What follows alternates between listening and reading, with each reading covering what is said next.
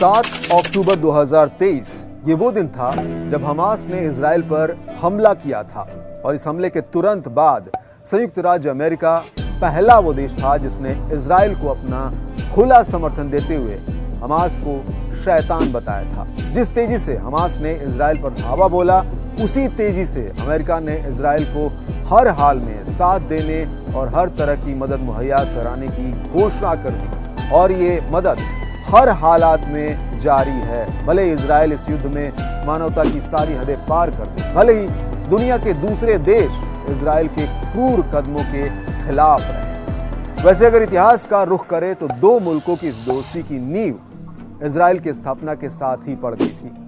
क्या आपको पता है आज से ठीक 75 साल पहले इजराइल की स्थापना के 11 मिनट में ही उसे मान्यता देने वाला पहला राष्ट्र कौन था? जी हां, सही गेस, अमेरिका।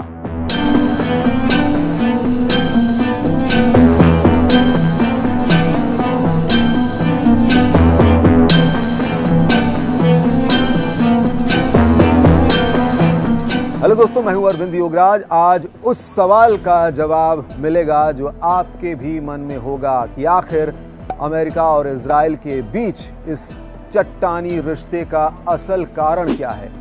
खुद को मानवाधिकार और आज़ादी का मसीहा बताने वाला अमेरिका इजराइल द्वारा पड़ोसी मुल्कों के मानवाधिकारों को कुचले जाने पर अपनी आंखें क्यों मूंद लेता है? और तो और सिर्फ आंख ही नहीं मूंदता, गोला बारूद के साथ इजराइल की मदद भी करता है। आखिर इस सदाबहार दोस्ती का राज क्या है? दोस्ती है ना, या कोई मजबूरी भी है? दुनिया को कंट्रोल करने वाला अमेरिका क्या इजराइल के हाथों की कठपुतली बन चुका है? आगे ऐसे आपको कई राज पता चलेंगे जिन्हें जानकर आप भी हैरान हो जाएंगे।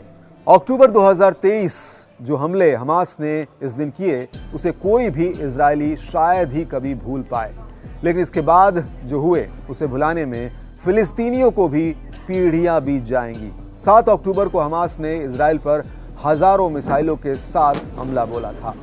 इस हमले में करीब 1200 इजरायली नागरिक मारे गए थे। हमास के हमलावरों ने करीब 250 इजरायली नागरिकों को बंधक बना लिया था। इन बंधकों में से कितने जीवित हैं और किस हाल में हैं, इसकी आज भी कोई खबर नहीं है।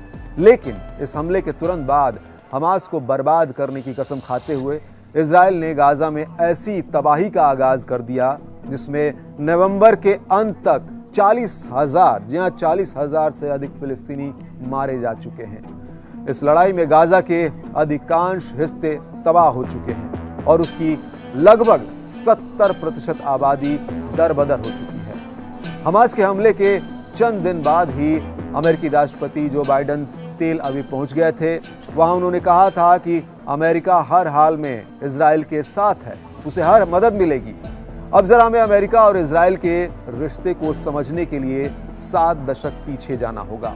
ये वो दौर था जब दूसरे विश्व युद्ध के ठीक बाद अमेरिका और सोवियत रूस ने शीत युद्ध के मैदान में एक दूसरे को आंख दिखाना शुरू किया था। उस दौरान अरब देश अपने तेल के भंडारों और स्वेज नहर जैसे महत्वपूर्ण व्यापारिक रास्तों के कारण दो वैश्विक शक्तियों के रूप में कुश्ती का अखाड़ा बन चुके थे। इस पूरे उतार चढ़ाव को जरा ध्यान से सुनना समझना, फिर आपको इस रिश्ते की हकीकत समझ में आती जाएगी। देखिए, मौजूदा हालात में यूरोपीय ताकतें कमजोर हो रही थी और अमेरिका मजबूत हो रहा था। अमेरिका अरब जगत में सत्ता संघर्ष का बड़ा खिलाड़ी बनकर उभर रहा था। तेल भंडार को लेकर अरब जगत में अमेरिका के हित बढ़ते चले गए, जो आज भी कायम है। ऐसे में अरब देशों पर नियंत्रण जरूरी था और ऐसा करने के लिए अमेरिका को जरूरत थी इजराइल की। यही वजह थी कि अमेरिका ने इजराइल को मान्यता देने और एक सैन्य ताकत में उसे बढ़ावा देने में तनिक भी देर नहीं की। तब से लेकर आज का दिन है, अमेरिका हर संकट में इजराइल के साथ खड़ा दिखता है। आपको जानकर हैरानी होगी कि 1972 के बाद से अब तक संयुक्त राष्ट्र सुरक्षा परिषद में अमेरिका इजराइल के खिलाफ लाए गए 50 प्रस्तावों को गिरा चुका है। अमेरिका का ऐसा बिना शर्त समर्थन शायद ही किसी दूसरे देश को कभी हासिल हो। हालांकि ऐसा नहीं है कि बिना अमेरिकी मदद के इजराइल टिक नहीं पाएगा। 1967 की बात करें तो उस वक्त जब मात्र 6 दिनों की लड़ाई में इजराइल ने जॉर्डन, सीरिया और मिस्र को हराकर अरब जगत के एक बड़े भूभाग पर कब्जा कर लिया। ये एक चौंकाने वाली बात थी। इस यहूदी देश को देखने का दुनिया और अमेरिका का नजरिया उस वक्त पूरी तरह से बदल गया। दरअसल उस वक्त अमेरिका वियतनाम युद्ध में उलझा हुआ था और इजराइल ने बिना उसकी किसी बड़ी मदद के अरब देशों को हरा दिया था। देखिए, देखने में लग सकता है कि जैसे ईरान के प्रॉक्सी हमास और हिजबुल्ला हैं, वैसे ही अरब दुनिया की उथल पुथल भरी राजनीति में इजराइल अमेरिका का प्रॉक्सी है। बेशक अमेरिका इजराइल को बिना शर्त वित्तीय, सैन्य और राजनीतिक मदद देता है। इजराइल एक अघोषित परमाणु ताकत है और अमेरिकी संरक्षण की वजह से उसे कभी किसी जांच का सामना नहीं करना पड़ा है। आप इसी मुद्दे पर ईरान के खिलाफ अमेरिका का रुख देख सकते हैं। अमेरिका सबसे ज्यादा आर्थिक मदद इजराइल को ही देता है।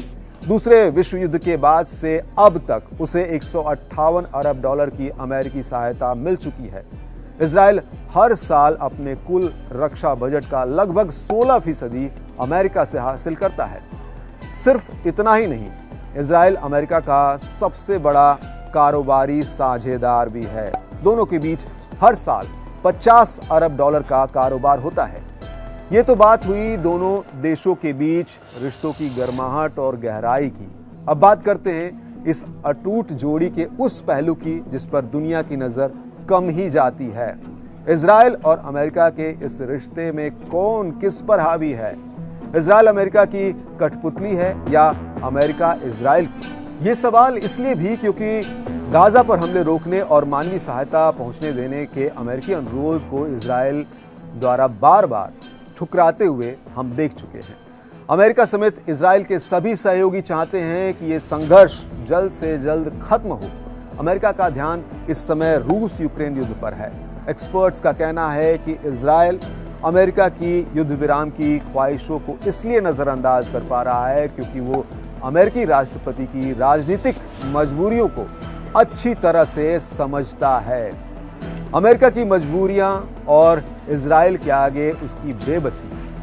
अब जरा इस पूरे रिश्ते को एक अलग नजरिए से भी समझिए। आखिर क्या है अमेरिका की मजबूरियां और वो क्यों इजराइल के आगे बेबस है? एक्सपर्ट्स का कहना है कि अमेरिका की इस इजराइल समर्थक नीति के लिए अमेरिकी लोग ही, उनकी राय, वहां की चुनावी राजनीति और सबसे बड़ी खिलाड़ी इजराइल लॉबी जिम्मेदार है।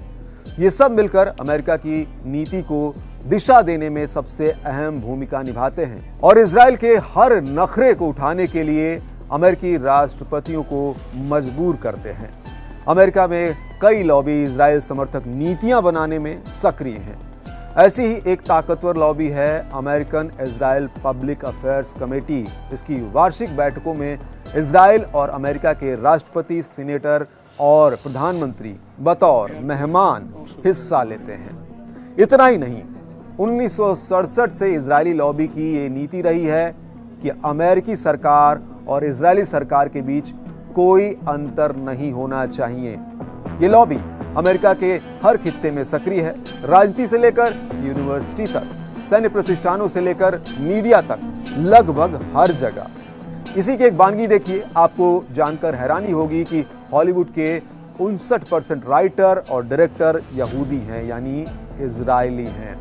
अमेरिकी मीडिया इंटरसेप्ट की एक रिपोर्ट के मुताबिक वॉशिंगटन पोस्ट से लेकर न्यूयॉर्क टाइम्स जैसे प्रतिष्ठित अमेरिकी मीडिया संस्थानों में इजराइल ने अपना अच्छा खासा कंट्रोल बनाकर रखा हुआ है। ये ऐसे मीडिया संस्थान हैं जिन्हें दुनिया में मोस्ट क्रेडिबल न्यूज़ का सोर्स माना जाता है। इंडियन मीडिया भी अक्सर इनकी खबरों को कोट करता है। अमेरिकी राजनीति में पैसा बहुत मायने रखता है।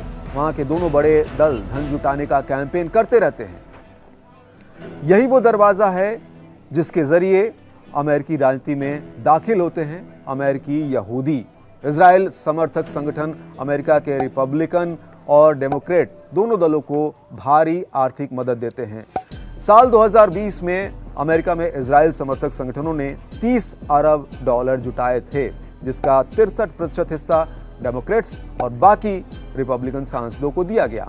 राजनीति में आने वाला चंदा किसी भी देश में कभी पारदर्शी नहीं रहा। अमेरिका भी इससे अछूता नहीं है। अमेरिकी राजनीति में इजराइल समर्थक एनजीओ की जड़ें कितनी गहरी है, इसे देखने के लिए एक इजरायली एनजीओ के चीफ स्टीव रोजने का ये बयान काफ़ी है। उन्होंने खुलेआम कहा था कि अगर अपना एक खाली रुमाल भी दे दूं तो उस रुमाल पर 70 सेनेटर यानी अमेरिकी सांसद 24 घंटे में अपने साइन करके मुझे दे देंगे। जब एक इजरायली एनजीओ के चीफ का अमेरिका में इतना दखल हो सकता है तो खुद इजरायली प्रधानमंत्री का कितना दखल होगा, आप अंदाजा लगा सकते हैं। इतना ही नहीं, इजरायली एनजीओ का अमेरिकी पॉलिटिक्स में इतना ज्यादा हस्तक्षेप है कि वो किसी भी एंटी इजरायली कैंडिडेट को हरवा तक देते हैं। और सबसे बड़ी बात, वो ऐसी बातें ट्विटर जैसे प्लेटफॉर्म पर छाती ठोककर खुलेआम कबूल भी करते हैं और अमेरिका उनका बाल भी बाका नहीं कर पाता है।